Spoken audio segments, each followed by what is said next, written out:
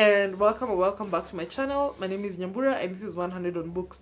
This is going to be a super short Maktaba Manenos because for the first time in ages, books have been going back and I've not been borrowing books. And yeah, so I'm only going to talk about 3 books today.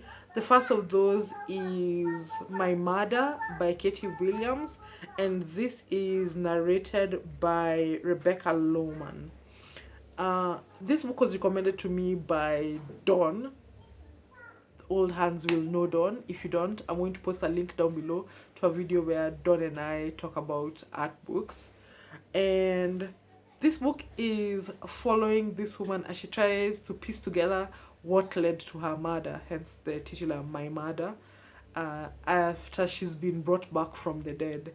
And this is in a world in which you're cloned basically after you've passed away. And yeah, she's trying to figure out what killed her. Literally the first line in the synopsis is, what if the murder you had to solve was your own? And then it says, Lou is a happily married mother of an adorable toddler. She's also the victim of a local serial killer. Recently brought back to life and returned to her grieving family by a government project, she's grateful for this second chance. But as the new Lou readapts to her old routines and as she bonds with other female victims, she realizes that disturbing questions remain about what exactly preceded her death and how much she can really trust those around her. Now it's not enough to care for her child, love her husband, and work the job she's always enjoyed. She must also figure out the circumstances of her death.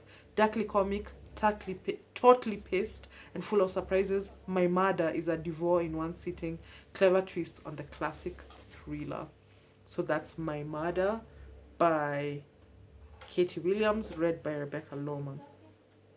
And then the other book I have borrowed right now is Chlorine by Jade Song, which is described thus. So the far I have gotten is that our main character, whose name is Ren, is convinced she's a mermaid. And I think this is in response to some of the things that have happened to her in the course of her swimming, like, I don't want to call it a career, but like her time in the swim team and all of that stuff.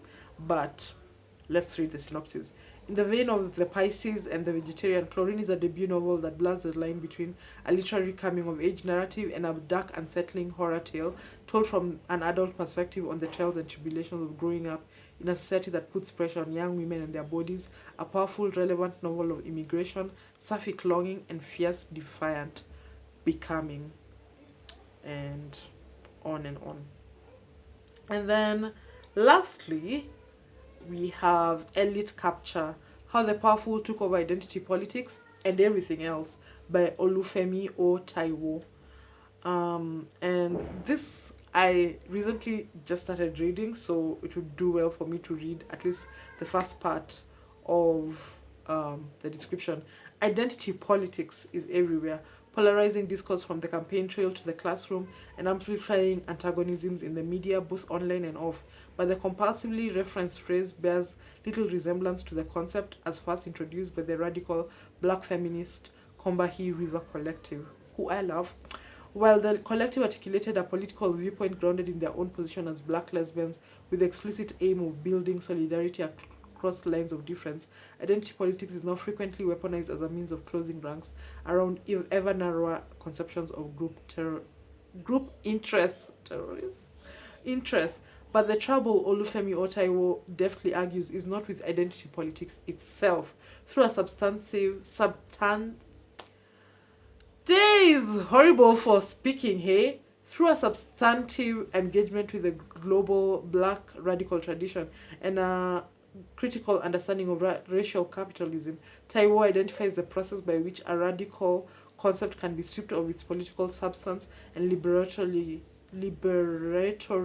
potential by becoming the victim of elite capture, deployed by political, social, and economic elites in the service of their own interests. His crucial intervention both elucidates this complex process and helps us move beyond the binary of class versus race. By rejecting elitist identity politics in favor of a constructive politics of radical solidarity, he advances the possibility of organizing across our differences in the urgent struggle for a better world. So that's it. Dear old me, with only 3 books on my borrowed list. So that's the latest Maktaba Manenos. Um, Please tell me if you borrowed any books recently or if you bought any books recently. Part of the reason I haven't borrowed that many books is because I got this in the mail.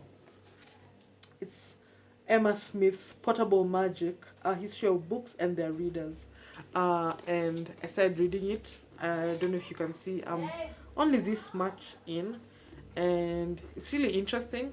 So I haven't really borrowed a number of books, as many books as I normally would.